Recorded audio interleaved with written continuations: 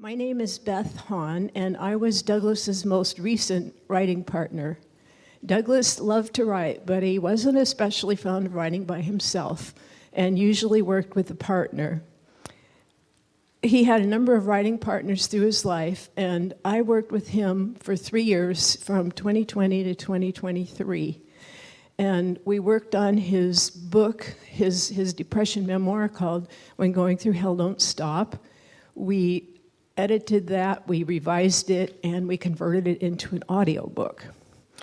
And then we wrote all the video scripts for his weekly video presentation for that whole 3 years. And we were in the process of turning his website, Overcoming Suicidal Pain, into a book.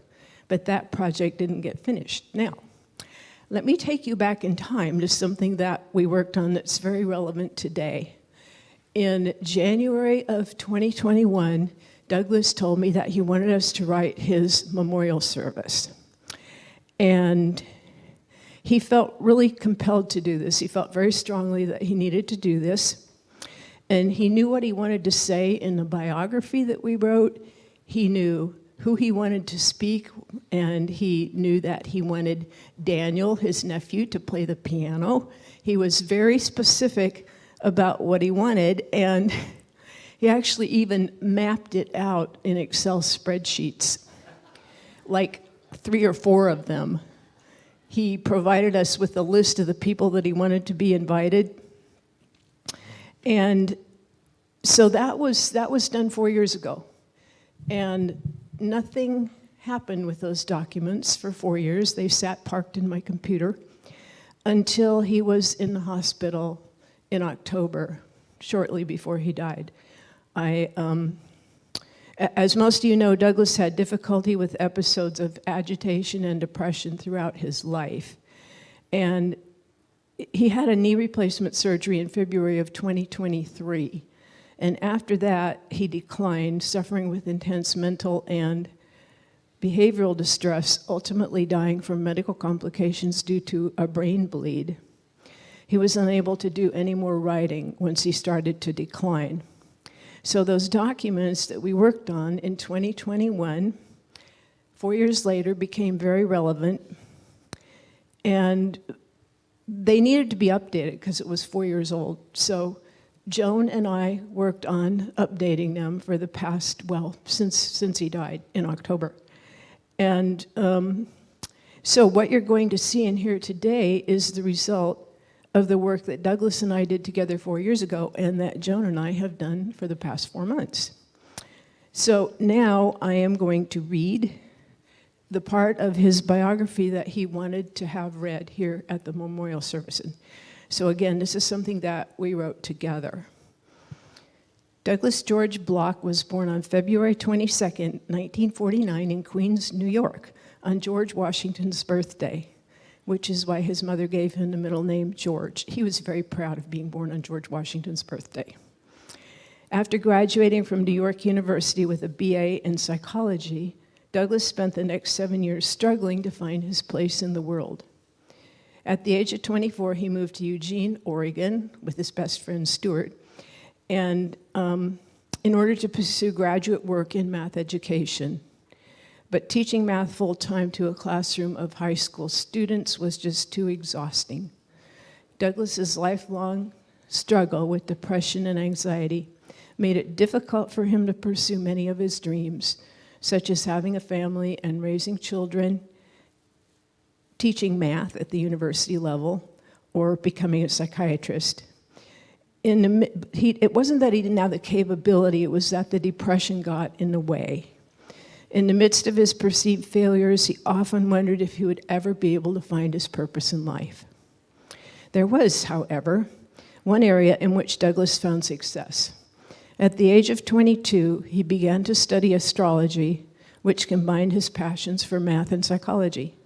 This led to his doing chart readings for people, as well as teaching astrology classes. After 7 years of studying and teaching, Douglas was inspired to begin work on introductory astrology book for the beginning student. This led to the publication of the best-selling book, Astrology for Yourself, a workbook for personal transformation, which he co-wrote with his friend and fellow astrologer, Demetra George. Douglas realized that he enjoyed writing and decided to branch out and write about other subjects that interested him. This resulted in his inspirational self-help trilogy, Words That Heal, Affirmations and Meditations for Daily Living, Listening to Your Inner Voice, and I Am With You Always. Later, Douglas collaborated with his friend John Merritt, a Portland school counselor, to write a book on teaching affirmations called Positive Self-Talk for Children. The great poet Robert Bly once said, "Where a man's wound is, that is where his genius will be." It was his experience of working with his own depression that gave Douglas his life purpose of becoming a mental health educator. Douglas felt compelled to share what he had learned from his struggle with others who were suffering. Depression, once his enemy, became the key to his calling. The experience of working with his own depression recovery led to the writing and publishing of his depression recovery memoir, When Going Through Hell Don't Stop, which was recently published as an audiobook. 20 years of facilitating depression support groups with his wife, Joan, and his depression recovery YouTube channel, which has got over 100,000 subscribers globally and over 5 million views. He's got people from all over the world. Every week he recorded a presentation on some aspect of mental health, drawing from his own experiences. Then there's his websites, Healing from Depression, Affirmations That Heal, and Overcoming Suicidal Pain. Beginning in 2017, Douglas hosted a live Sunday call-in show on YouTube called Depression Recovery Video Hour. He considered his work to be a ministry, and his viewers all over the world called him Pastor Doug. Throughout Douglas's journey, he was blessed with many good friends and a number of wonderful cats, the most unique of which was Bruce. Many of you knew Bruce. Above all, he was supported by Joan, his loving wife of 40 years, who was always there in his most difficult hours. A guiding principle for Douglas that was key for him in facing the challenges in his life was his belief that there is a spiritual power guiding and protecting him. This is evident throughout his writings. Douglas never believed that death was the end of consciousness, but simply the door to another dimension. That makes today his biggest milestone birthday yet. Now, those of you who knew Douglas, he always had a big bash on his milestone birthdays, like his 60th and his 70th. And so, if death is the doorway to another dimension, this is his biggest milestone birthday. People, when they found out what I was doing, working with Douglas, would say, "Isn't it depressing working on suicide and depression?" But on the contrary, it was really uplifting because Douglas's whole orientation was there is hope and there is, it just flew away. Okay, there is hope and there is help. There is hope and there is help. That was his whole orientation, and that really just shined forth from everything he did. So he managed to take these topics that you'd think would be really depressing, but they weren't, because he was telling people how to go beyond them and achieve healing and help. And let's see if there's anything else. When he told me that he wanted us to work on his memorial service, at the time I wondered why. He seemed to be really compelled to do it. It was really important to him. And I never asked him, but now I think that Douglas was used to living with these periods of greater and lesser stability throughout his life. And he would have periods where he was not stable, like for months at a time. And so we wrote this during a period when he was stable. Physically and mentally, he was pretty stable in January of 2021. And so I think now that he wanted to do it when he was stable, because he never knew how long those periods were going to last. That's my theory, anyway. So next up, we have Daniel, Douglas's nephew, and Ted, Douglas's brother. And they're going to do something that I'm going to let them explain.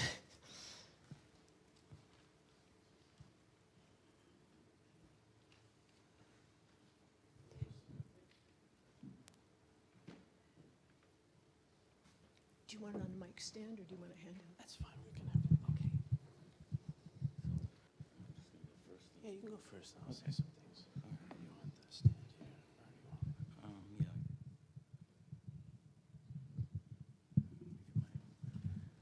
Trustee Dye.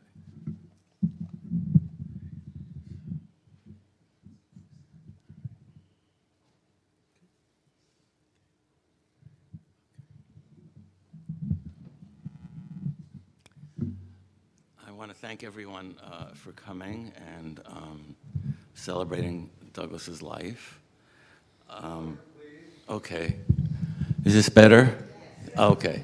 All right. So I'll just hold this like this. Yeah.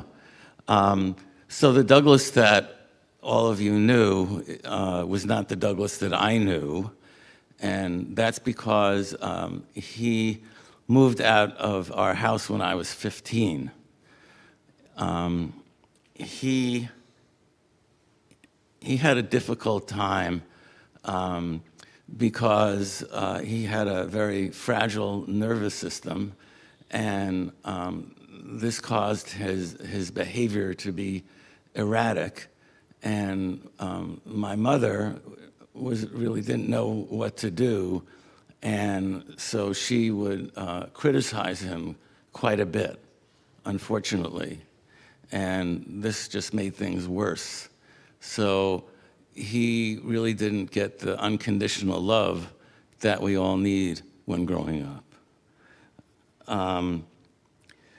We played stickball together. There was a gym at an elementary school, and I would pitch, and he would take the stick and bat, and then we would switch. We had a basketball hoop in our driveway, and we loved to play basketball. And then there was a neighbor of ours who really loved football. And this fellow, he worked out at a gym, I'm pretty sure, because I think he was on the football team at a Catholic high school. And he had no fat on his body. His name was Michael. And you would go here, and it was just all muscle. It was just unbelievable. So we had a lot of fun. Anyway, shortly after I returned from my first year of college, which was 1971, Douglas said that he wanted to go to Madison, Wisconsin, to see Stuart Warren, who's here today. And so I drove him to the New Jersey side of the George Washington Bridge, and then he just stuck out his thumb and made it to Madison, Wisconsin. Yeah. And after that, I really did not see him very much. And once Daniel was born, then we came to Portland every few years to visit. And he came to New York one time to see the World Series that the Yankees were playing in. And another time was when I turned 60, which was in 2012. And there's actually a picture out there of Douglas and Daniel and me. So, yeah, okay. So now I want to read a poem called Epitaph by Merritt Malloy. When I die, give what's left of me away to children and old men that wait to die. And if you need to cry, cry for your brother walking the street beside you. And when you need me, put your arms around anyone and give them what you need to give to me. I want to leave you something something better than words or sounds. Look for me in the people I've known or loved. And if you cannot give me away, at least let me live on in your eyes and not your mind. You can love me most by letting hands touch hands, by letting bodies touch bodies, and by letting go of children that need to be free. Love doesn't die, people do. So when all that's left of me is love, give me away. Okay, Mr. Bloch. Say a few things that Yeah. we can do.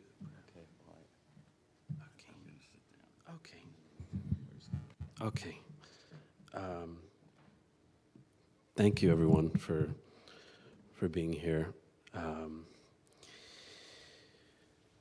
So, as my dad mentioned, I've been on and off with Douglas in person, but I feel like I've learned a lot from him through him living his way. He was always an inspiration for me,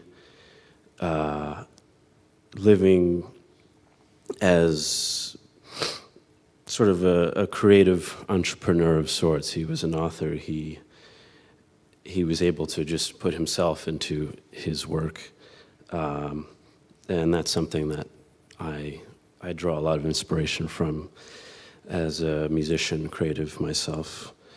And I feel like he lived through improvisation and through community, as evidenced by you. But I think there was an element of him sort of flying on the seat of his pants, which I tend to do sometimes also. And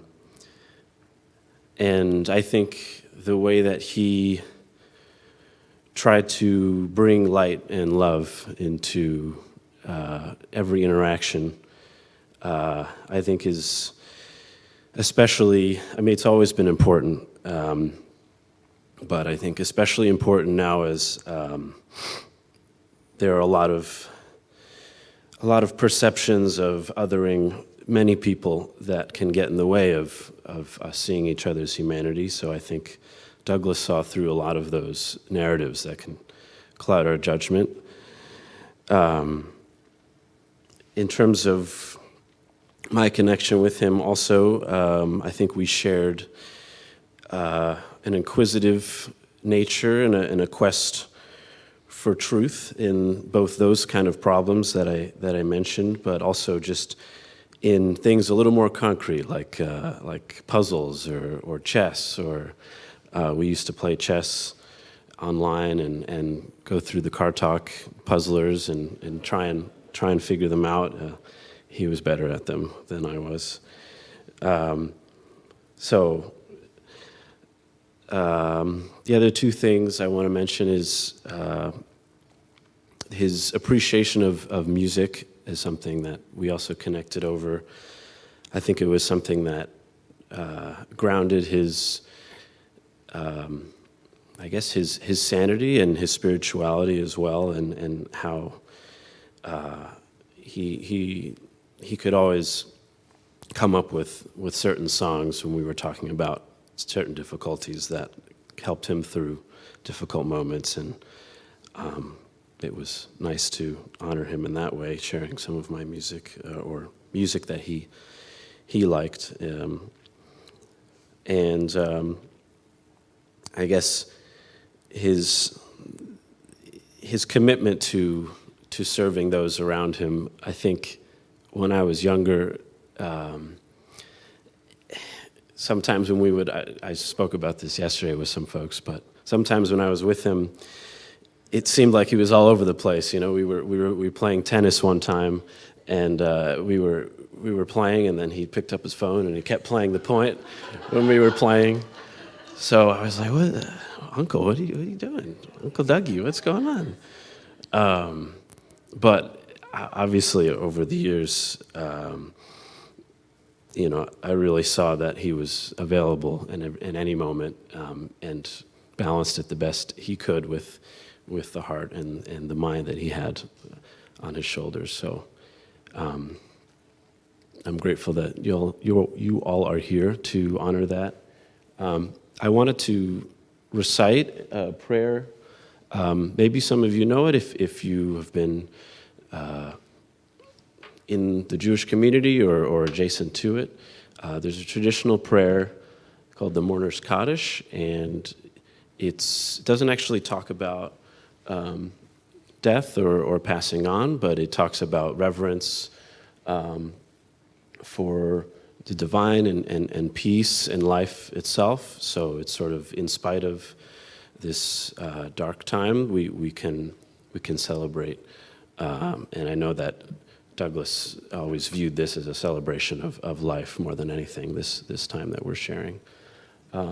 So we'll lead it, and I know it's a little small. Apologies for that, for the transliteration if you want to follow along. But for those who are able to, you can stand or whatever you'd like. Traditionally, those who are observing the morning do stand while we say the prayer. If you'd like to do that, it's up to you. No worries if either way. Okay, we'll go. Yitgadal v'yitkadash me rabba, ve'alma divrach yiruteh ve'amlich malchuteh, b'chayechon uv'yomechon, uv'chaye yechol beit Yisrael, ba'agala v'izman kariv v'imru amen. Yehei shmei rabba mivarach le'olam olmei almaya, yiparak v'yishtabak v'yitpa'ar v'yitromam v'yitnaseh, V'tadar, v'taleh, v'talal, shmeid, kudusha, brichu. Le'elam min kol birchata, v'shirata, tushbechata, v'nechemata, damiran bi'alma, v'imru, amen. Yehei shlam araba min shamaya, v'chayim aleinu v'al kol Yisrael, v'imru, amen.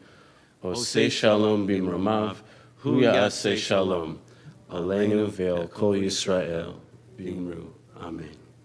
Thank you. You can be seated and. Sure. Can we have the Sure. I'll just read the translation here real quick, so those who can't see it. It says, "May God's great name be exalted and hallowed throughout the created world, as is God's wish. May God's sovereignty soon be established in your lifetime and in your days, and in the days of all the house of Israel, and we say, Amen. May God's great name be acknowledged forever and ever. May the name of the Holy One be acknowledged in celebration, lauded in worship, exalted and honored, extolled and acclaimed through God, who is blessed. Brichu is truly beyond all acknowledgement and praise, or any expressions of gratitude or consolation ever spoken in the world. We say amen. May heaven bestow on us and all Israel life in abundant and lasting peace. And we say amen.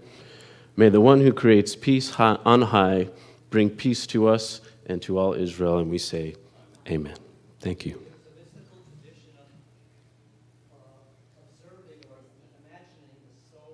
Yes. Yes. Yes. Yeah. He was saying the way, the mystical tradition in Judaism and in Kabbalistic traditions is the soul is going higher and higher and eventually into Eden. So, yeah, there are other ways that we can observe that, but yeah. Thank you. Go ahead.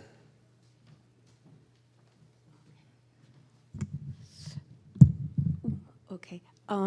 So the purpose of that prayer is that even at a time of death, still life is and love is being affirmed, and so that's what I wanted us to do today here with Douglas. Is that so his vibration and his love should keep going. Anyway, you all know Douglas because of me, because he hitchhiked. He helped me hitchhike up to Oregon, and when I got accepted to the University of Oregon, and then he stayed. So So in 1972, Douglas and I were in Hawaii, and under a full moon in a canyon, and he explained to me that the reason Jesus is still present is because his vibration and love is so strong and so beautiful. And I feel that's the case with Douglas. His vibration, his love, his aliveness is so vivid for us. And I know a lot about loss because I lost my brother when I was 19, and my mother, my father, another brother-like person to AIDS. I met Douglas within a year of losing my brother. And what I learned about loss is that sometimes after the person goes, you have access to their vibration even more. And it kind of makes sense because they're unencumbered at that point by pain. And so it's it might sound kind of woo-woo, like, oh, how can you tune into their vibration and keep it going? But really, if you think of a beautiful melody, you can replay it and you can still be moved by it. So when I think about Douglas's vibration, so the first thing that comes to me is, well, let me just say, looking at the picture, we all felt, I think, warmed by him, celebrated by him, appreciated by him. And when you would talk to him, he would have big enthusiastic reactions. So, by the way, I want to tell you, the people that are here in his group, I lived on the other side of the country, so no confidentiality was broken, but sometimes he would talk about you, and he had something extraordinary to say about each one of you. Or when he would talk to me about a friend, there would be something spectacular and outstanding about this person. And also, he, just like he saw beauty in the stars and the planets, he saw beauty in all of you. And I want you to know that he never said an unkind word about anybody. And also, so the first thing I feel when I feel his vibration is gentleness. Like, I've been hurt so much that I'm very sensitive, so it's a big thing coming from me to say, Douglas is gentle, like he never hurt me, he never said a harsh word. And some people, when they've been wounded, they end up like hurting other people or being self-destructive. But the exquisite thing about Douglas is that he took his pain and he translated it into just most magnificent love and nurturing to the other person. I suddenly want to go off track for a minute because I'm going to say something maybe I shouldn't say, but I want to say it. So, there's all this talk about, Douglas had mental illness and Douglas was disturbed and all that. But I'm glad Teddy brought up that there was a parent of his that it wasn't a good match, who was very critical of him, and he was sensitive. And I think that if Douglas had had as loving a parent as he was, he would have not had these struggles, not had mental illness. But anyway, he took it to be so giving to others. By the way, I also think what's special about him is the fact that he really didn't like the fact that there was a stigma against people with mental illness and that people felt ashamed. And so it's really quite something that somebody's going to tell a story about this, and you'll see that he was really quite open about the fact that, I have mental illness and I've been a patient and I've been in hospitals, and he was completely open with the people of his group, and on his podcasts, he would be completely open. That's a very special thing to come out instead of don't be ashamed. I'm not ashamed. So, okay, now going back to gentleness. So you're almost done. Okay. How much time do I have left? No time. Here's my last story about him. I'm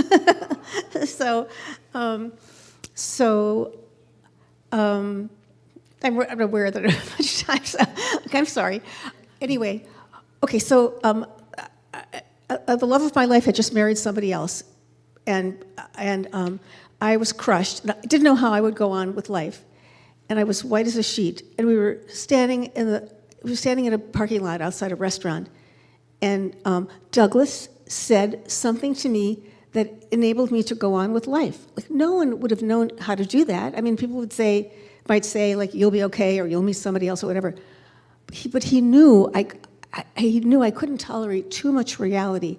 So he very gently said, well, you're just not, his name was David, you're just not with David now.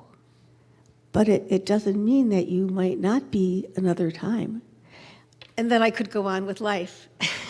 So I'm going to take 30 more seconds, and I just ask you to take a minute to just close your eyes for a minute, take a deep breath, and let yourself feel the sound of his voice or the look on his face, or you can do this on your own more, and just let yourself be touched by his vibration, and just think of, like, how do you want his song, his vibration, to keep nourishing your life, and how do you want it then carried on and treat other people the way he treated you?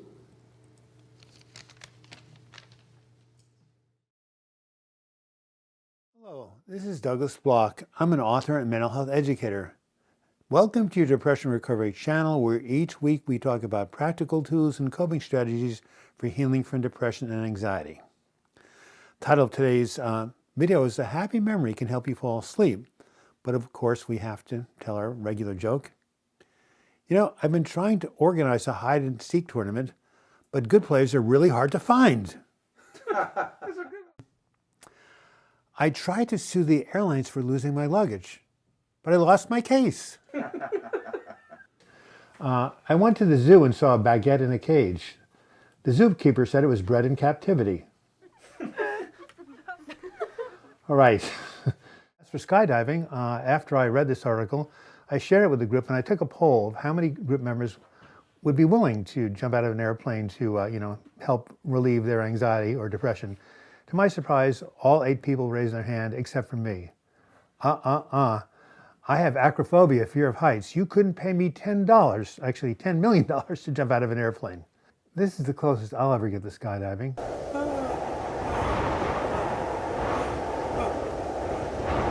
One day I was in the outfield spacing out, and suddenly I noticed a baseball.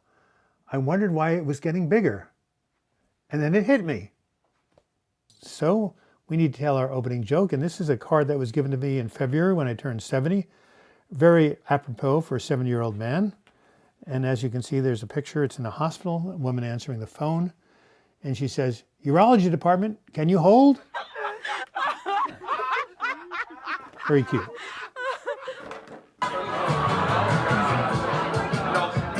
Hello, everyone. This is my 70th birthday party.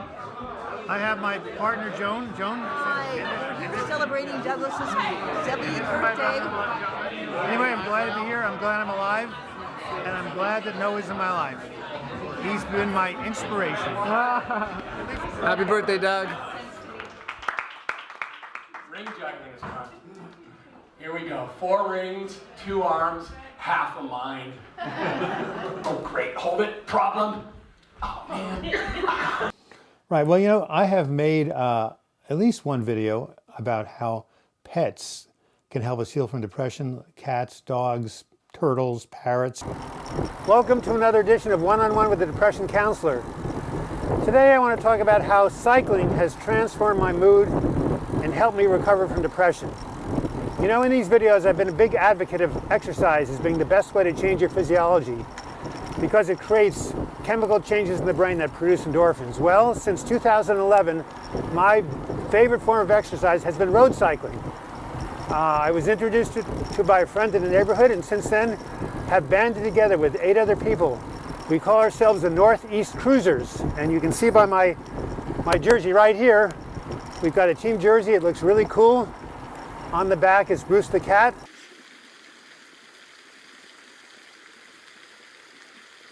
You look like a wet dog! Yes! Why did the snake lose his case in court? Well, he didn't have a leg to stand on.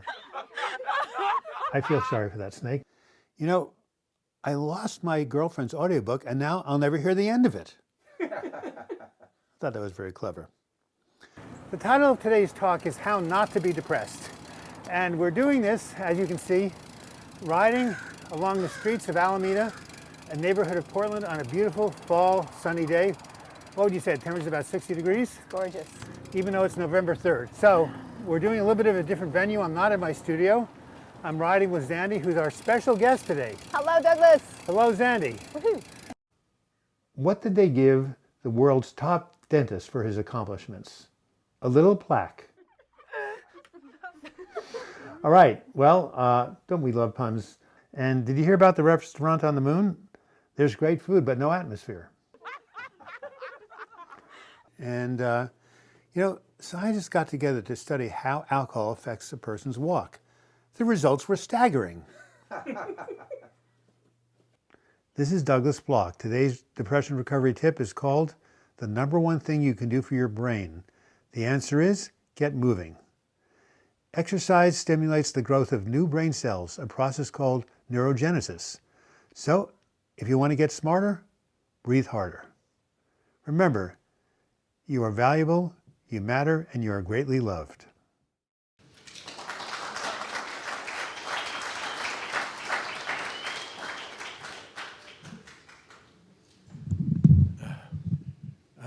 That's a tough act to follow. My name is Stuart Warren. I'm a very close friend of Douglas. We knew each other 66 years. We met on a schoolyard in 4th grade. And we went through, there's just a lot of memories, a lot of miles. For instance, we hitchhiked across the country in 1969 in 3.5 days, which is still a record. We took a scholastic chess team in the 5th and 6th graders to the Portland City Championship. We were the coaches. And we wrote a book together, which was a colossal failure, but we had fun doing it. And in general, we delighted in each other's company. He's a great guy. Excuse me. He was empathetic, caring, cognitively brilliant, hilariously funny, but he was a tortured soul. As alluded to previously, he suffered from mental illness and depression, and periods of these afflictions would come over him and just knock him out of circulation, and he would bounce back somehow, no matter how deep he had sunk. And anyway, he had the spiritual strength and courage to reach out to other people so afflicted. He, together with his wife, Joan, they ran support groups for depressed for, I'm just guessing, 15 years, something like that? Anyone? How many? A decade or two. Yeah, at least a decade, right? And in total, he wrote 12 books, many of them concerning mental health, depression, mental illness. And then he had various forms of electronic outreach, such as websites and live chats. And these were quite successful, as attested to hundreds and hundreds of thank you letters. He literally saved people's lives, including my son, several times. I guess it all started, this journey to caring about others. At least I first became aware of it. We were in 8th grade, and we had the kind of conversation that adolescent boys, at least in those days, would have. What do you want to be when you grow up? He said, I just want to take care of people. Maybe I'll be a doctor. And he held on to this dream, this ambition, until maybe midway through college. And at that time, I think the psychological duress of mental illness and depression made him change his tune. Instead of saying, I want to be a doctor, he'd say, I could see going to medical school, but I could not see becoming a doctor. And fast forward to, I don't know, circa 2000, he'd become quite well known from his books, from his advocacy, and he was invited to a Portland morning TV show, and I was really excited. My wife and myself got up early, turned on the TV, and there was Douglas, but we didn't recognize him because instead of looking kind of disheveled with a rumpled shirt and scuffed Birkenstocks, there he was in a starch white dress shirt and a tie. And the young lady interviewing him was obviously taken in as well because she continually called him Dr. Bloch, Dr. Bloch. And each time she would say Dr. Bloch, he would lean into the camera and smile. And folks, that was for me. And he told me later, see, Stuart, I finally made it. And anyway, the interview comes to a close. She thanks him. You know, he did a great job. And she asks him, is there anything you would like to add? He said, yes, I want to clarify something. All during this interview, you have been calling me Dr. Bloch. And actually, you know, I've been committed, I don't know, half a dozen times. I'm not a doctor, I'm a patient. And the young lady slid her chair away from him. They cut to commercial. Anyway, there's a lot more I could say, but I won't. I mean, I'll just say he's my best friend, and I'm going to miss him. Thank you.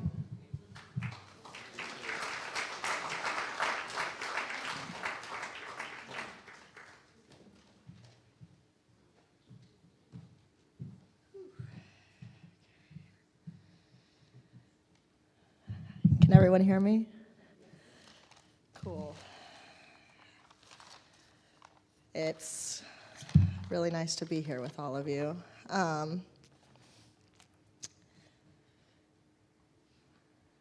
My name's Rihanna. Douglas was both my SAT tutor and astrology teacher during high school.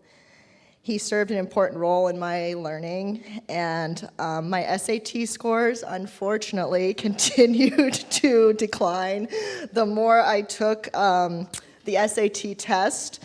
And no matter how much Douglas believed in me, or how many practice tests we took, or how many times he told me he got a perfect score of 800 on the math section of the SAT, that remained for me. But my interest for astrology and learning was continuing to grow, and it was booming. 800s across the board on astrology. And, you know, not everyone can have the most mathematically intricate and deeply spiritually inclined brain as Douglas. And in fact, I know nobody with that brain. It's part of what made him so endearing. It's part of what made him so interesting and lovingly neurotic. Also, astrologically speaking, he is a mixture of a Pisces sun, Scorpio rising, and Capricorn moon. Watery, deep, dreamy, and intuitive, as the day is long, and enough earth influence in that Capricorn to keep him crunching numbers and understanding reality profoundly. Douglas spent many afternoons with me sharing his book, Astrology for Yourself, having us look at Amy May's chart as much as humanly possible, eating a profuse amount of snacks and getting them all over his face, farting freely, and answering multiple phone calls at the same time. Douglas was dependable and very involved. He shared so much knowledge and healing with his intimate circles and larger community. I will always think of him when I look up at the stars and contemplate them. I carry an infinite amount of gratitude in my heart as he took such tender care in sharing his love for this divine science with me. He left such a deep impact on me and this world, and I carry his teachings with me. Okay, so I'm also reading for Demetra George, his co-author and very good friend. So she's not here with us today in person, but she sent over what she wants to share. Okay. I, like everyone else here, have dozens of Douglas stories that I could tell. He was a unique personality, brilliant, eccentric, funny, neurotic, and wholly compassionate for those who were suffering and needed his help. The story I'm going to tell is how we met and began our creative partnership. During the 80s, we wrote two astrology books together, Asteroid Goddesses and Astrology for Yourself.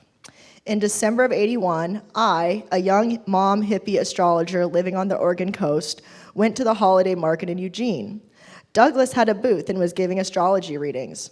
I asked if he knew about the asteroids, newly discovered bodies named after the great goddesses of Greek mythology, Pallas, Athena, Juno, Vesta. We discovered that we were at important places in the chart, that they were at important places in the chart. Douglas loved hearing new insights about his own chart and was intrigued. A few weeks later, he came to visit me in Waldport, wanting to learn more about the asteroids. As we took a long walk on the beach, he was enthusiastic about my setting down all this information into a book.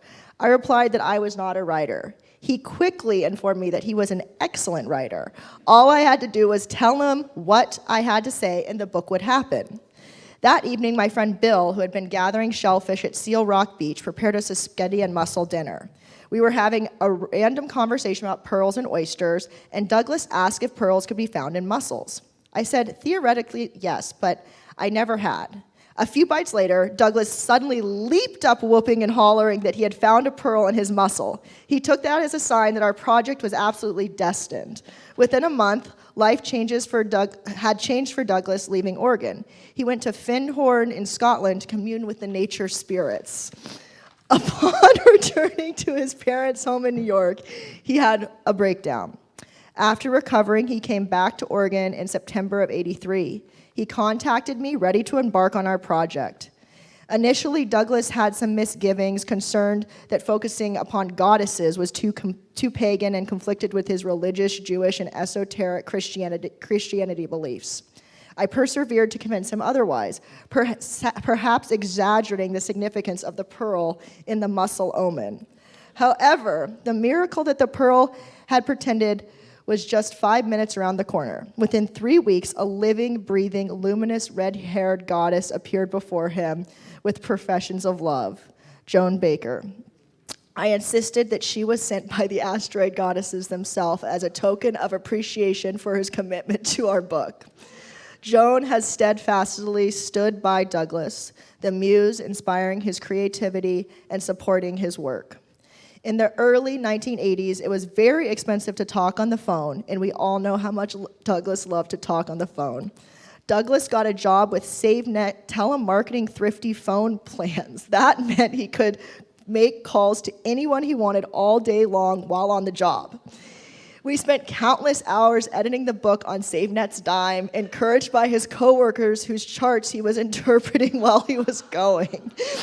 Douglas had an uncanny sense of what I was trying to communicate and articulated it so much better than I ever could. In those years, he taught me how to write, often doing line-by-line edit and rephrasing. In June 86, Asteroid Goddesses was published. A week later, there was a huge astrology conference called UAC in San Diego that Douglas, Joan, and I and several other friends attended. Always an imaginative entrepreneur, Douglas arranged for a table in the trade show. He had all of us give readings to more than 1,000 attendees about the asteroids and their charts. I think you can all imagine how persuasively Douglas then directed them to the bookstore to purchase a copy of the book, which he had us autograph. During those days, he had made sure that 1 out of every 10 people at the conference had taken home a book about the brand new topic, astrology, by 2 unknown authors. That was the first of many books that each of us would later author. My love and infinite gratitude to Douglas for 44 years of friendship. Demetra George.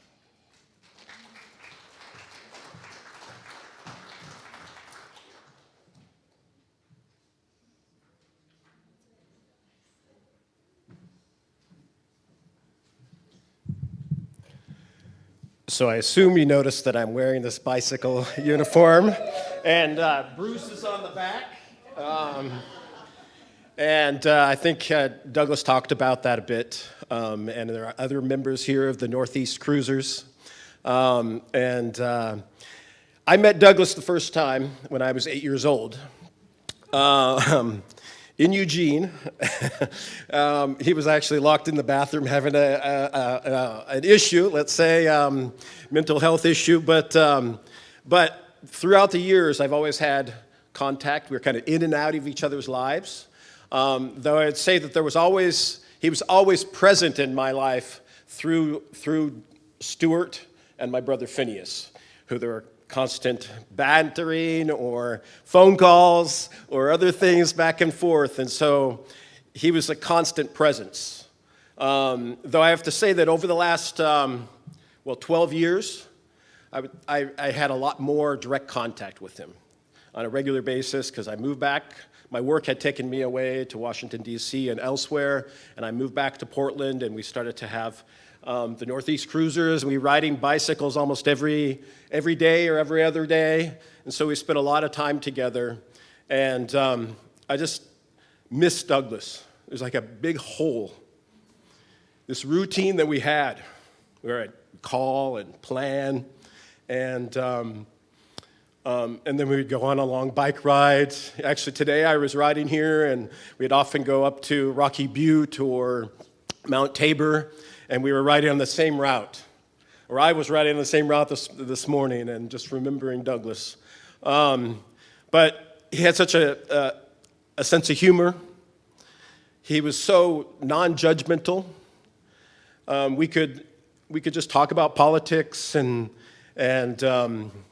just life, and he was just constantly asking questions. I mean, he loved asking questions. And I love answering those questions that he asked, because they were always poignant questions.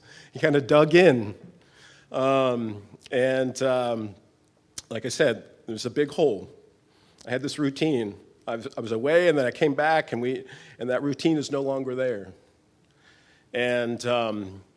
But I can imagine him now, in the Mystic. He's playing chess with Stuart. He's riding his bicycle. He's probably talking on the phone with two people at the same time. Or all of those things at the same time. He was a quirky, loving, and person who I will dearly miss.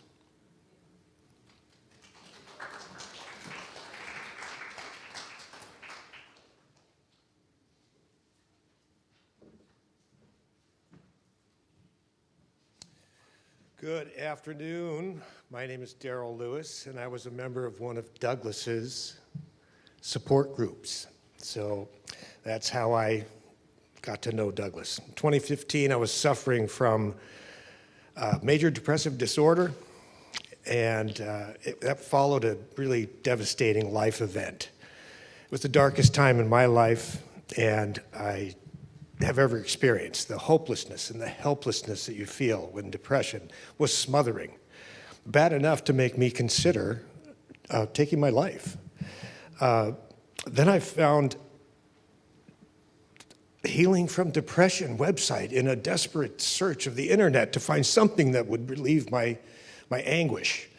So I find this website and I tune in and I listened intently to Douglas's story and other videos. An array of hope struck me. Then I found out that Douglas offered in-person weekly support groups at his house, so I called him to explore getting involved. His words of encouragement and clear commitment in helping people made me decide to join up. In the first several months I attended, it was clear that I was not alone, and I felt some comfort in the presence of others who were also working towards recovery at all various stages of success. Douglas encouraged us, all of us, to start by setting an intention to heal. That was really important, and writing out what our vision of wellness would look like. And in doing so, my journey began. I still look at that every day. Got it posted in my home. At first, I tried individual strategies and techniques that I heard from others was successful for them. After trying this one thing, I still felt terrible, and I was disappointed that my effort was not working. Douglas coached me, put his hand on my shoulder, and the rest of us one by one, and the road to recovery, he said, was more successful using multiple strategies to leverage the synergy, which kind of sounded kind of out there when I first heard it, but focusing on all aspects of wellness as outlined in his book, Healing from Depression, which I purchased and is still available today. Anyone suffering from depression ought to buy that book. Month after month, my outlook improved. And that initial ray of hope Douglas provided became a floodlight of happiness and contentment. When Douglas ended his in-person support groups, I found out from another support group member there about this tremendously successful mental health program going on in Portland called North Star Clubhouse. I joined as a member in 2019, and I now volunteer there full-time to help other people recover from mental health challenges and happily get busy with the rest of their lives with joy and confidence. This clubhouse model is now replicated in 300 locations in 33 countries around the world. Thanks to Douglas, I found my way out of the darkness, and I will always live by his teachings and his support example.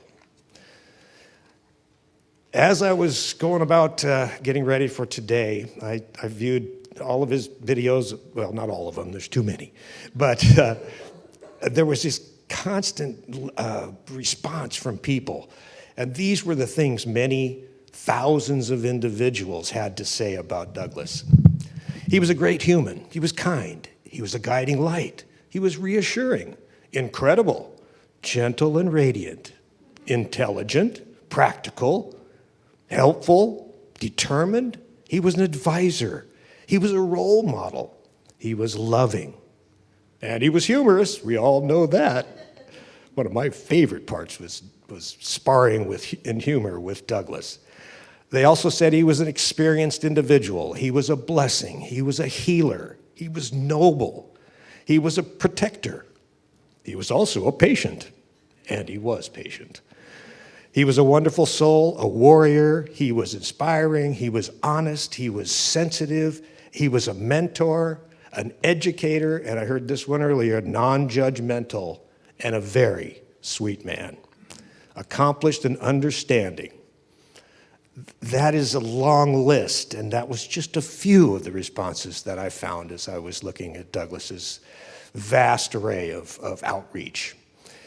This is the man I knew, and I can only hope that I can be remembered with a small percentage of what well over 100,000 people worldwide, I think I've heard now that it's over 200,000, have said about Douglas Bloch.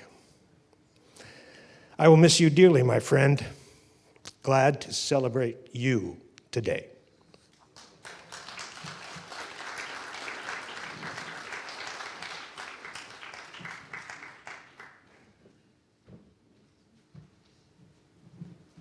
Next up, we have Reese Thomas. Reese is a family friend, but he's also a professional juggler. And one night, after we started working on this, I woke up in the middle of the night to a voice in my head saying, "You need to invite Reese to perform at Douglas's memorial, because Reese always performs at Douglas's milestone birthdays, and this is the biggest milestone birthday Douglas has ever had. And that goes back to Douglas's statement about death is not the end, but simply the doorway into another dimension. So we have Reese to help us celebrate Douglas's biggest milestone birthday ever.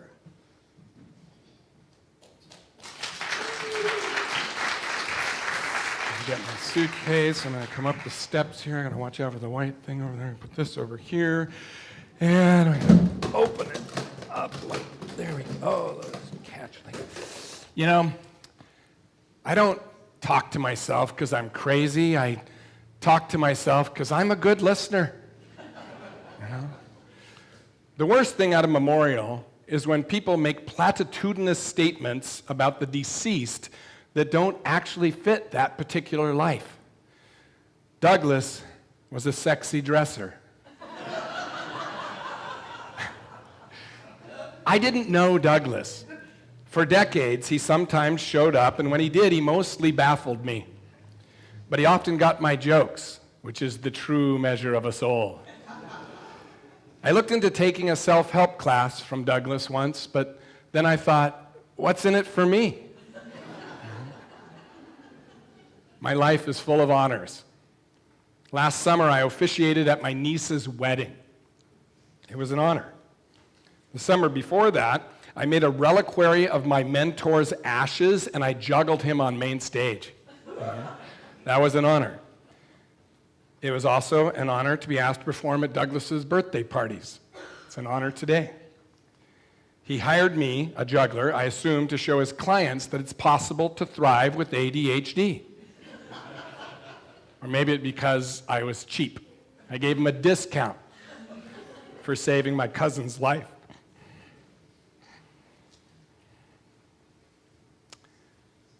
Douglas's personal and video work saved a lot of lives. But there was one that made me question whether I was doing self-doubt correctly. Yes, that was funny. Doing self-doubt correctly. Never. He has so many views on YouTube, like hundreds of thousands of views. It is interesting to think that Douglas's videos will inform AI forevermore. Marvin, the depressed robot in The Hitchhiker's Guide to the Galaxy, might never come into existence because of Douglas. Think about it. And his videos do not picture him how I picture him, eating sour cream out of the tub with a spoon, in spandex. But Douglas and I had some things in common. We loved some of the same people. We both treat depression. He bicycled to stay balanced. I unicycled to stay unbalanced. Douglas is a part of my life. When I wrote the punchline of this first routine, I remember thinking, Douglas would laugh at this. I remember thinking that. Trigger warning, there is failure in this routine. Juggling is the wind in my fails. It's a routine called tennis balls and can, which is stupid because it could be called cannonballs. It looks remarkably like this. No, really, it does.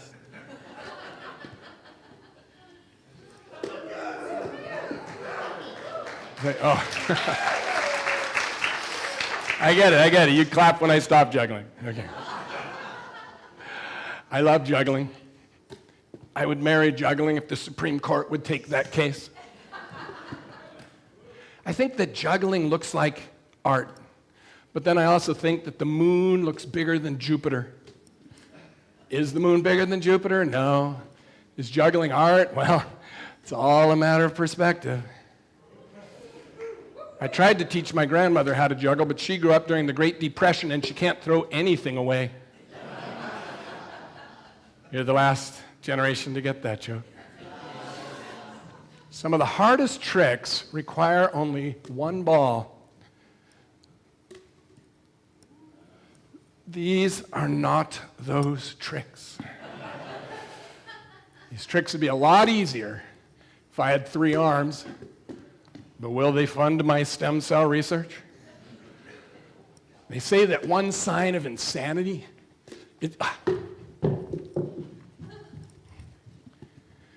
They say that one sign of insanity is doing the same. They say that one sign of insanity is doing the same thing over and over again, expecting it to turn out differently. In juggling, that's not called insanity, that's called practice.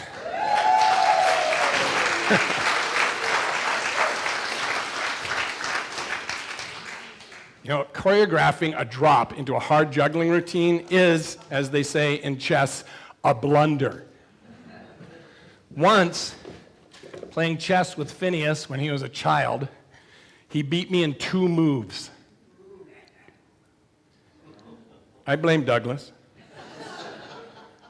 This is a top. Kids don't play with tops much anymore because they haven't figured out how to digitize them. Eventually, they'll have an app that plays with tops for children. Tops are like life. You get all wound up till you reach the end of your rope, and then the only way to achieve balance is to let go.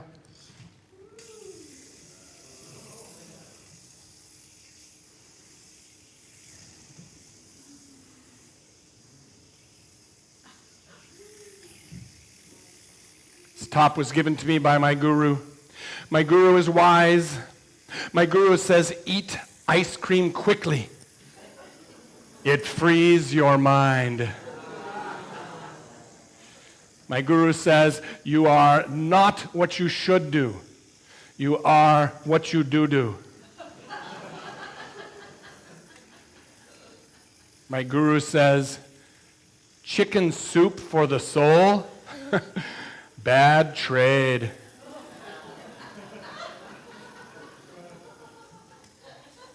Manasti.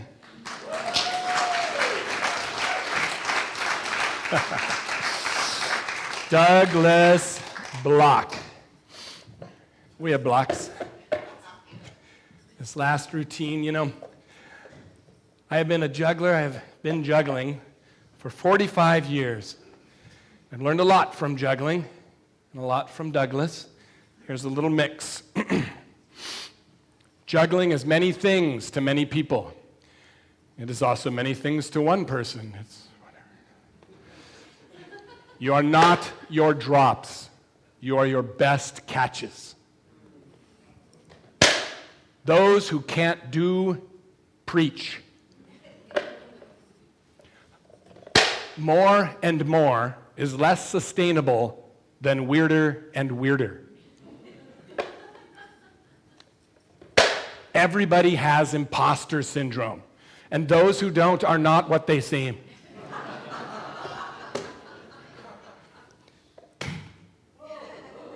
Physics cannot explain everything. That's why they have psychopharmacology. Supplements. Supplements are so important. If you're going to juggle fire, take anti-inflammatories. If you're going to juggle knives, take antioxidants. And if you're boring, take B-complex.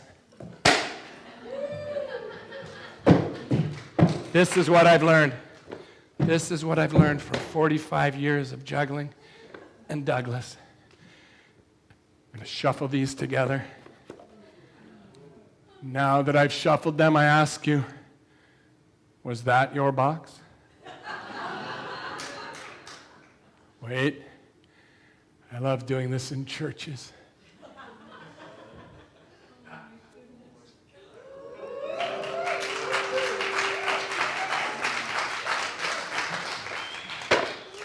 Thank you, Douglas.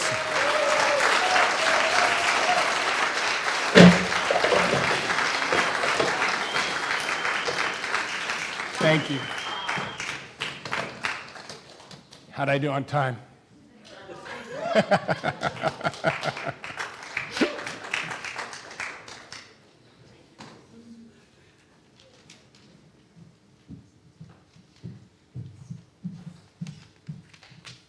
Talk about a hard act to follow. I'm Ann Garrett, And I'm Amy Mae Garrett. and I just have a few anecdotes from my friendship with Douglas over the course of our time together.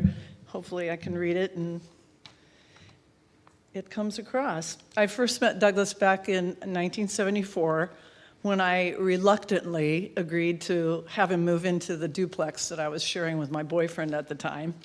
I didn't think I had much in common with this talkative New Yorker astrology guy. But I was soon made aware that we both were born under the sign of the fish. We were both Pisces. So as we spent more time together, we shared some of the same hopes and fears and neuroses. So I guess that gave us something that we shared and had in common. I couldn't have imagined back in 1974 that Douglas would end up being a friend, a good friend, a dear friend for over 50 years, but he was. In the 1980s, Douglas moved to Portland, leaving Eugene, and married Joan in this sweet backyard ceremony. And I was asked to be his best man. Of course, I was really his second choice. Stuart was the first choice, but Stuart was out on the road. So I was asked, and to Douglas's mother, Estelle's dismay, he hadn't asked Ted. And I kind of got the gist of this, and I asked Douglas, and he said, no, in this case, water is thicker than blood. And that was the reference to us both being Pisces. So I went out and bought this snazzy little polyester jumpsuit and stood next to him as he and Joan said their vows to each other in the backyard. It was pretty sweet. Douglas and I were notorious for being too loud and pretty well bothering people most of the time when we would get together. Douglas got me hooked on watching Masterpiece Theater every Thursday night. And of course, after the show was over, it was 10 o'clock at night, and I'm a school teacher, and I'm getting up really early in the morning, and my husband's a pilot, getting up even earlier in the morning. And, we'd have to talk about the show, and most of the time, Douglas could never remember who was who in the show. And so we'd be talking, and inevitably, Jesse would come storming out of the bedroom and tell her, be quiet, I'm trying to get to sleep. What are you guys doing? And, happened every Thursday. And if you ask our friend Beth, she would also agree, we were incredibly annoying when we would get together at the movies and sit next to each other talking. Of course, we would always get there on time, get our treats and find the best seats, and then Douglas would show up right as the movie was starting, kind of moving across the row, this hulking body, and sit down next to me, and then we would start talking, and Beth would be elbowing me, and the people in front would be turning around and giving us the evil eye, and it was, again, the fact that I was having to tell him who was who up on the screen. The guy had no visual intelligence. It was the craziest thing. But it was part of what made him endearing in my mind. Amy? Douglas cherished the cultural arts, film, theater, documentaries, authors, and music from his youth, black and white photography. The things he loved, he wanted to share with others. If it weren't for him, I'd probably never have gotten into the band Cream or read Abby Hoffman's Steal This Book. Not only did he like to share, he also liked to learn what was cool and relevant in my generation. When I told him about AOL Instant Messenger, he made an account. When I was obsessed with Titanic, he sat down and watched it with me over and over again. When I told him about the newest teen novel, Gossip Girl, he went to Powell's and bought a used copy. Hard to say if he read it or not, but it's the thought that counts. Thinking back, it's inspiring to have seen an old guy who genuinely loved Shakira. He loved culture, and he certainly kept up with it. Sometime during the mid-2000s, Douglas took up cycling, with one of his neighbors taking on the task of coaching him. And I remember thinking to myself, well, if Douglas Bloch can ride a bike, I should be able to do that. So I bought a used road bike and started tagging along on a few weekend rides with Douglas and his new cycling friends. I could barely keep up with them most of the time, but with the consistency of riding regularly and some coaching by Douglas's mentor, I slowly started to gain some fitness and some skill. Plus, having this group of riders to meet up with weekly gave me a sense of connection and community, which I so needed and so appreciated at that time of my life. When Douglas's cycling friend and mentor, Tom, lost his wife of 30 years to cancer in 2013, Douglas took it upon himself to spend more time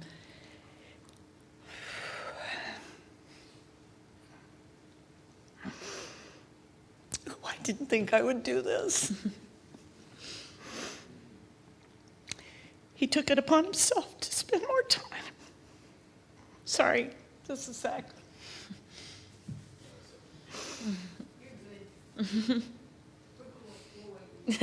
Thank you. Douglas took more, he took it upon himself to befriend Tom more. Tom had been in the role of being his coach and mentor, but now it's time for Douglas to take on Tom.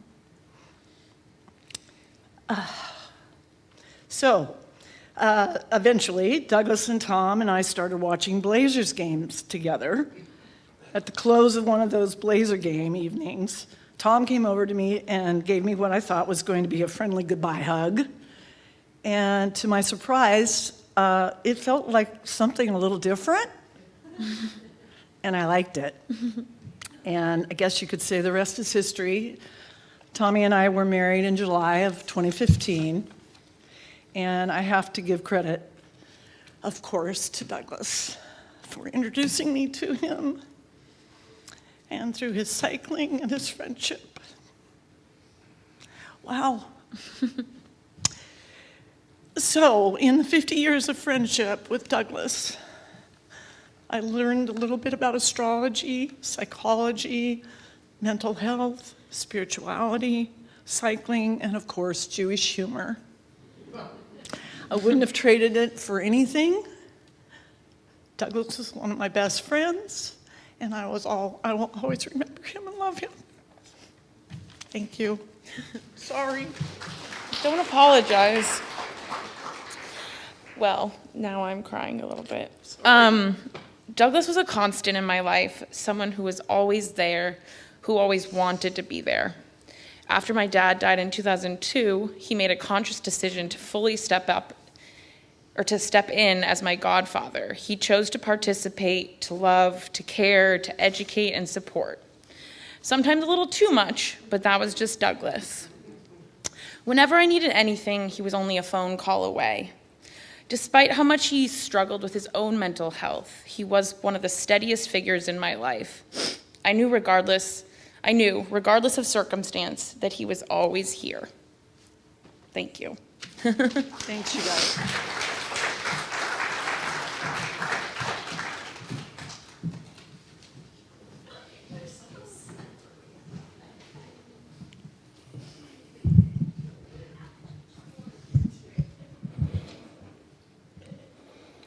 I'd like to start with my favorite joke of Douglas's. If at first you don't succeed, skydiving is not for you. I'm James Stockman, and I was Douglas's primary caregiver for the last year of his life. We spent over 40 hours each week together, one-on-one, filling our days with walks, watching far too many basketball games, and deep conversations about life and politics. One of Douglas's most admirable qualities was how uniquely honest and vulnerable he was. While many hide their struggles, Douglas openly shared his, which encouraged others to do the same. His transparency was not just refreshing, but also empowering, helping many of you here, I'm sure, to face your own challenges. With that being said, I'd like to be honest with you now about my time with Douglas. It was an honor to serve Douglas, but it was also one of the hardest things I've had to do in my life, especially in the last few months. The last year of his life was filled with substantially more lows than highs. It was a constant challenge for Douglas to find peace, and it was undoubtedly the hardest year of his life. He reminded me of that constantly. Despite the struggles, there were still moments of joy and laughter, all of which were made brighter by Douglas's quirky spirit and Joan's steadfast support. Speaking of Joan, she was nothing short of a rock. No matter how grim the prognosis became, she never wavered. Her constant reminders of Douglas's past triumphs over adversity, including his positive responses to treatments like ECT, were a source of hope. Joan's unconditional love defined the very concept, illuminating the darkest times for Douglas. I can say this, but to be there and feel this and see what Joan has been through is astounding. Joan deserves the absolute most credit and thanks and gratitude, Joan. I know Douglas may not have been able to articulate that, but I know that he felt that, and he told me that many times, Joan. Thank you, Joan. I love you, Joan.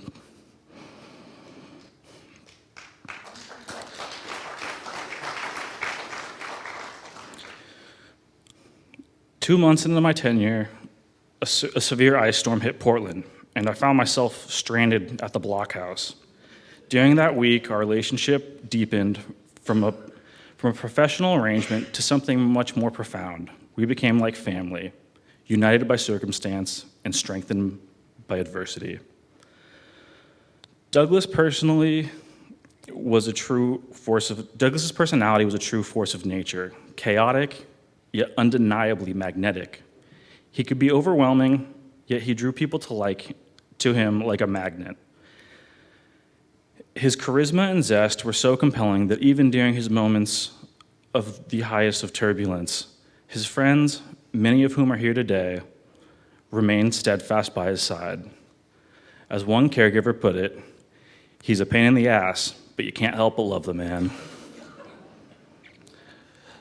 Douglas's profound impact on lives cannot be overstated. Each week, it seemed, I met someone new who shared how Douglas had literally saved their life. Just this week, a person I had never met before visited Joan's home. He was there to express his gratitude, saying that Douglas's guidance and care saved his life. The astounding number of people I've met that attribute Douglas to saving their life is a true testament to a life well lived. Every day, when it came time for me to leave, Douglas would look at me like I'm the crazy one. You can't leave. What will I do to get through tomorrow? Even after I'd head out, and even after I'd be in my car, I'd get the call from Douglas. He needed help with something. Maybe a little grumpy, I would come back in and help him with his chair or with the TV. I don't think it was so much the help. I think it was just a few more minutes to spend with me. A little charade we played, and something that I came to cherish and now miss. Now I find myself having to say goodbye one final time without any pretense of coming back tomorrow. Douglas, I love you. Thank you for the joy and the care you brought into our lives. You were more than just a friend. You were a beacon of strength and love. You will be dearly missed. Your buddy, James.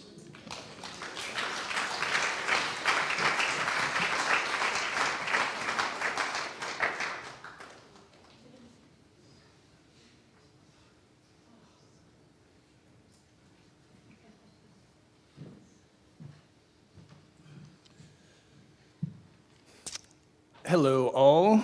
I'm Phineas. I think I know just about everyone here. It's good to see a lot of you I haven't seen in a while, and I'm grateful to be able to add a few words of appreciation for Douglas and memories. Douglas called me his nephew, his godson, but I think he'd most appreciate me calling him my mentor. At the risk of full disclosure, he saved my life multiple times, as has been alluded to, in addition to so many other lives.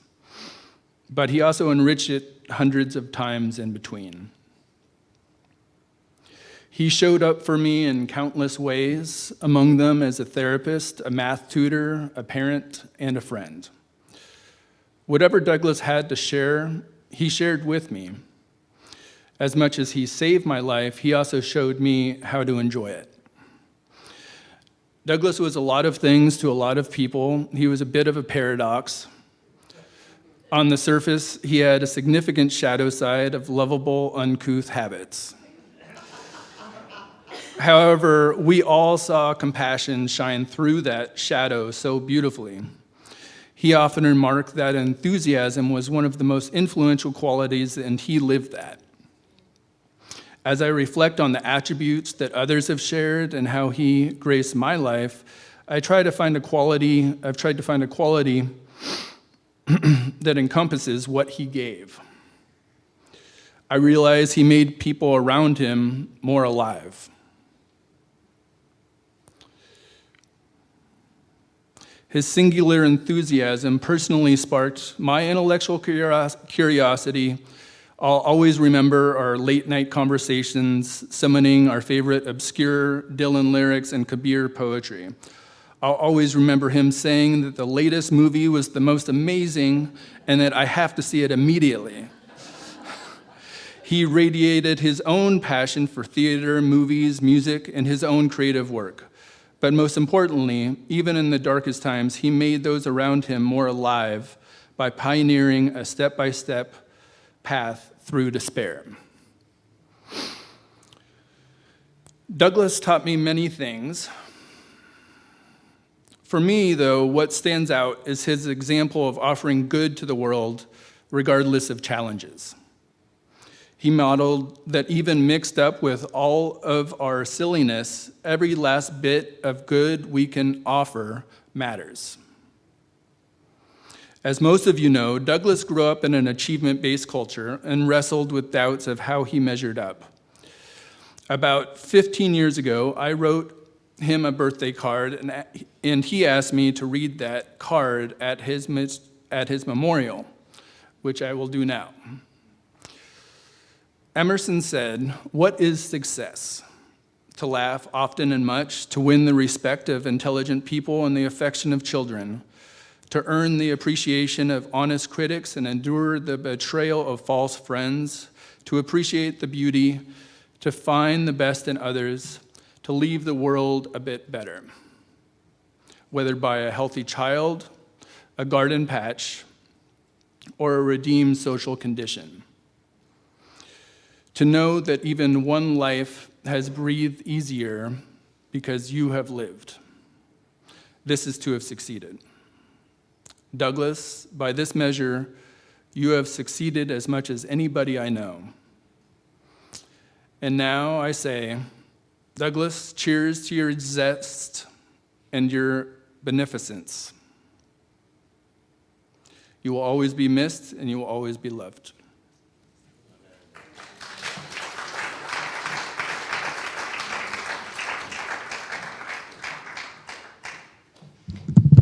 Douglas wanted to have played the Get Together by the Youngbloods. And this was Joan's idea. It's a great idea. She said, why don't we do it as a sing-along instead of just watching it on YouTube or something? So what we have now is Get Together by the Youngbloods, and all of us can sing along. There we go.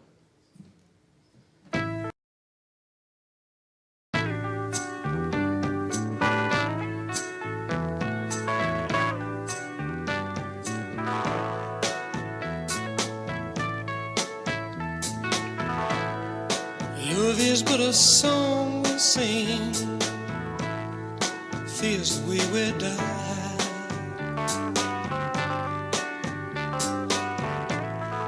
You can make the mountains ring, or make the angels cry.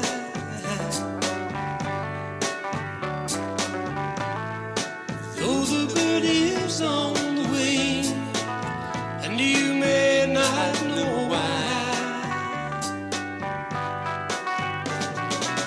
Come on, people now, smile on your brother, everybody get together.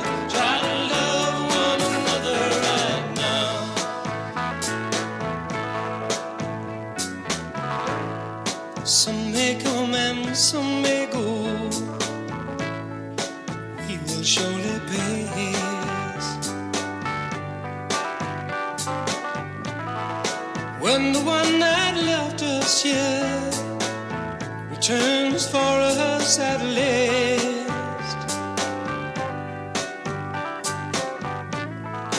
we are but a moment's sunlight fading in the grass.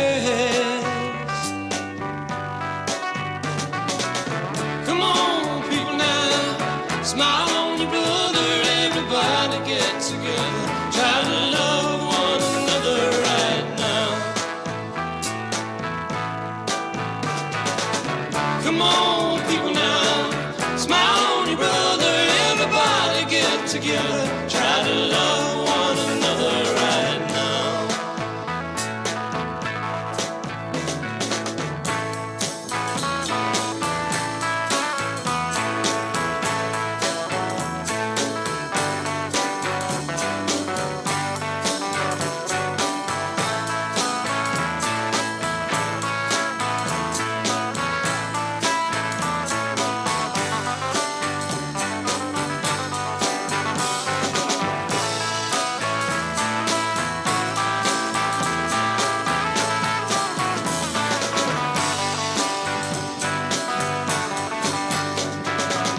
Come on, people now, smile on your brother. Everybody get together, try to love one another right now.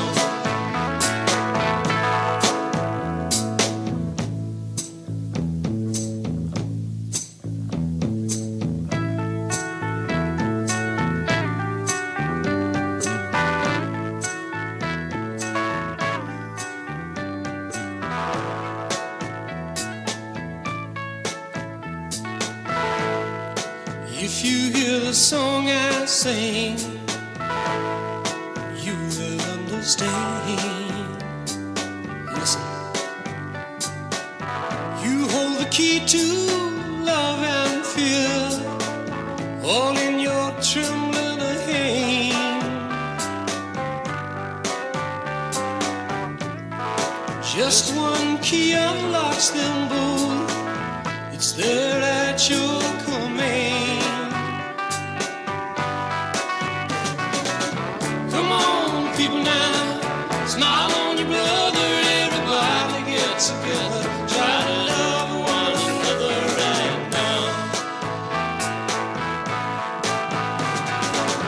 Come on, people now, smile on your brother. Everybody get together, try to love one another right now.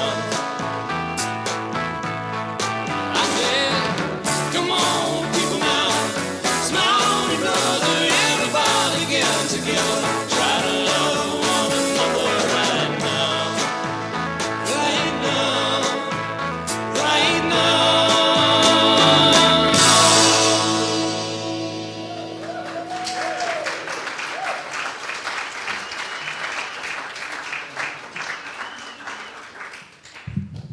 That was a great idea, Joan. Much better than watching the Young Bloods on YouTube. So we're almost finished. I have one more thing that I wanted to say, that about a couple of months ago, I was talking with a friend who told me that he had a friend that he was pretty sure was suicidal. And he said, I don't know how to talk to him. I don't know what to say. And so I showed him Douglas's website, Overcoming Suicidal Pain, the section on what to say to somebody who might be suicidal.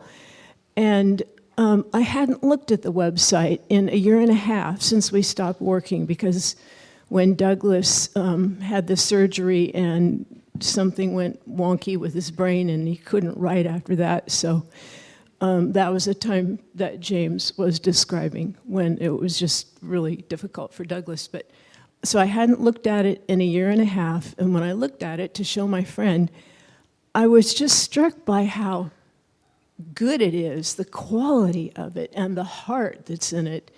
And that's what I mentioned before, that the help and hope really comes through. And Douglas's work is just outstanding. When we were working on that suicide website. I read a lot of stuff on suicide, and his just really stands above.